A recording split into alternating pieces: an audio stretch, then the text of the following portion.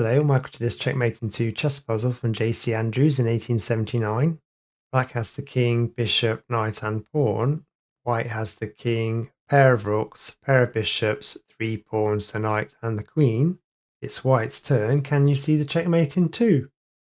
Moving your queen to g5 is only a mate in 3. Black can't move their knight or pawn, so they have to move their king down to e4. You can then check with the queen. King is forced to move back, then you can take the knight with your bishop to checkmate in just 3. Checking the king by moving your queen to d7 doesn't get you a mate in 2 unless the black king takes your knight, because then you can move the queen to f5 to do the checkmate. Instead, black can move down to e4, and then take the pawn with your queen. If the black king takes your knight, you can move the queen up to f5.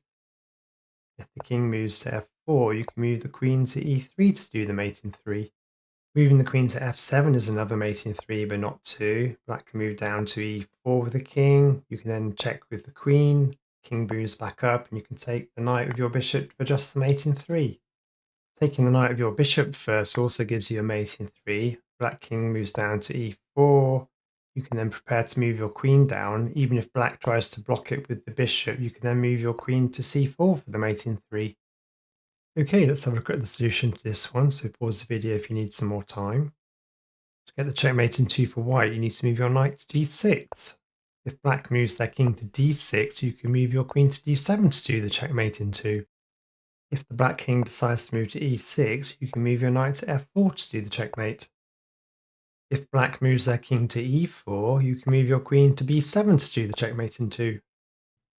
If black moves their king to c4, you can move your queen to d4 to do the checkmate. And if black moves their king to c6, you can move your knight to e7 to do the double checkmate with the knight and the rook. Okay, that's the end of this video. Please like and subscribe, and I hope to see you again soon.